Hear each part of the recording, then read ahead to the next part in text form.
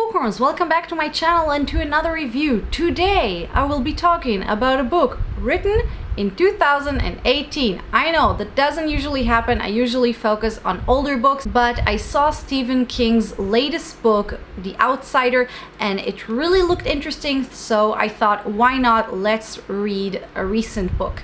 So The Outsider by Stephen King is of course a horror novel because it is Stephen King, but this one is a bit more of a horror thriller because it focuses on a murder investigation. In a small town, not Derry in Maine, but in a small town, the kind that everyone knows everyone, a small child is being brutally tortured, like horrific stuff. It's being tortured and murdered. The police immediately arrests Terry Maitland, the coach of the local junior baseball team, because they are absolutely positive that he is the murderer. They have some very good evidence and they immediately arrest him. The problem is that Terry has a rock solid alibi. Not only people saw him in a totally different place at the time of the murder, but it was also documented. He was filmed there.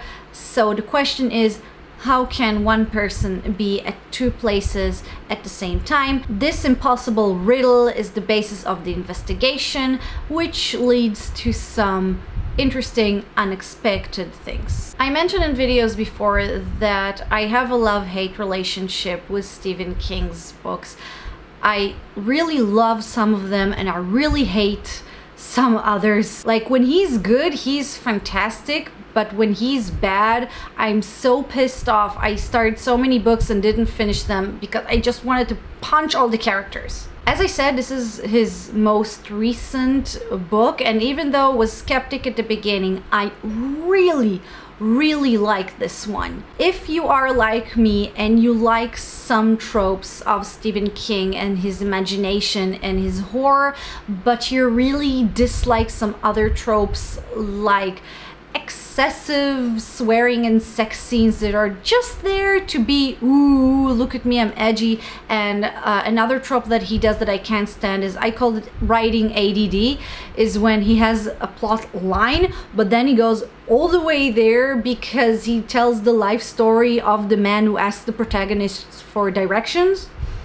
So if you're like me and you like certain things but hate others, give this book a chance. This is a very good one to read because it has all the good King's tropes, which, like I said, it's imagination, it's horror. He's not afraid of really gruesome things, but on the other hand, it lacks some of the other really annoying trope that made it impossible, for me at least, to read most of the things that he wrote in the 80s.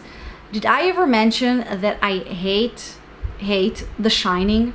Okay, now let's talk a little bit more in detail. I start with a thing that I really liked about this book. First off, like I mentioned before, I liked all the Stephen King tropes that I like, but the lack of others, what I just said. But another thing that I really liked about the book, which really made the book, were the characters. I loved how full and 3D all the characters were. I liked how flawed they were. They were good people, but they have their own flaws. You know, some of the characters in the book I didn't like as human beings, as people. I wouldn't want to meet them and interact with them in real life, but I really love them as characters. Speaking of characters, I also really liked how in this murder, really gruesome torture murder investigation, there are a bunch of protagonists and they're all basically really good people.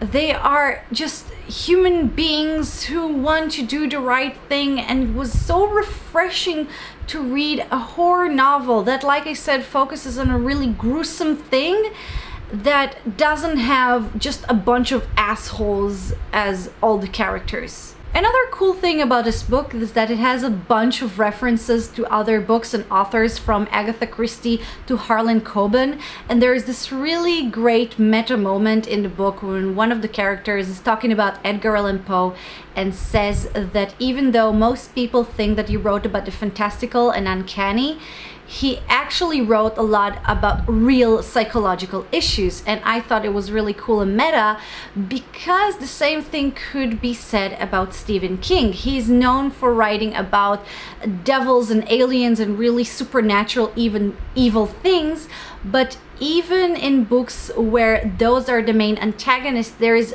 always some human element, some real human fear there. And even if the villain is like in It, for example, it's this creature, you also have the human evil. You have bullies, you have parents who are very abusive to their children. There is always a human element and some real human evil, as well as a supernatural one. I just thought it was a really nice touch. On the other hand, obviously the book isn't perfect. I have some complaints. Actually, I have 2 complaints.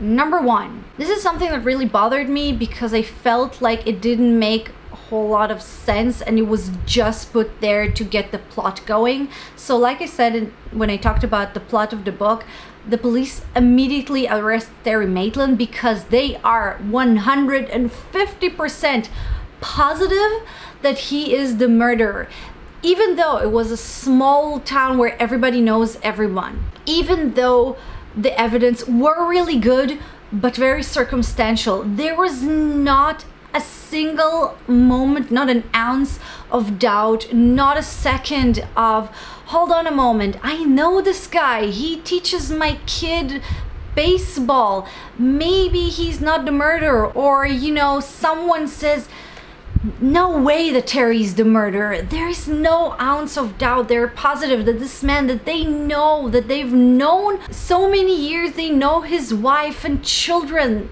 they are positive that he's the murderer so fast. And it bothered me. It didn't make sense. I would have liked there to be even a small amount of doubt, of them thinking, you know, maybe it wasn't him. And like I said, it really felt like it was just there to keep the plot going because it was important for the plot that they will convict Terry of murder. The second complaint that I have is a bit of a difficult one to talk about without getting into spoilers, but I will try. So at some point in the book, around the middle of it, there is a new element that's introduced to the plot, which suggests a new direction for the plot to go and a possible solution to the mystery. Now, I didn't like it for 2 reasons. First of all, I thought it was a bit of a cop-out. It was a bit of a cheap way to kind of solve this impossible riddle of how can Terry be at 2 places at once. And yeah, I told you it was a bit too complicated to talk about without getting into spoilers. But yeah, I thought it was a bit lazy. The second problem is that I felt like from the moment that this element was introduced to the plot, the whole aspect of this impossible mystery that still had many pages to go, this mysterious effect was kind of dimmed and became a lot less suspenseful. And yeah, I will not be going too much into it. I will just stop it there because then I will be talking about spoilers. But let's just say that the plot went into a direction that I wasn't too crazy about. But still, this book was really interesting. It had a lot of creepy moments. It was very atmospherical. It has an intriguing mystery, a great plot, and most importantly, really wonderful characters, which is what eventually really made this book. Like I mentioned before, if you're not sure about Stephen King, this one, I don't know, maybe it took him a few decades to refocus or kind of change his style, but I really like The Outsider. I think it was in some ways better than some of his 80s or earlier things. And that's it for my review and for this video. Thank you very much for watching. If you like it, please don't forget to click like and show it, to subscribe to my channel if you dare, and to share this video to the world. And also write down in the comment section if you have an author or maybe a specific book that you have some sort of a love-hate relationship with, if you're not sure sometimes if you love it or hate it, and yeah, share that with us. So again, guys, thank you very much for watching, and I'll see you next time. Bye bye.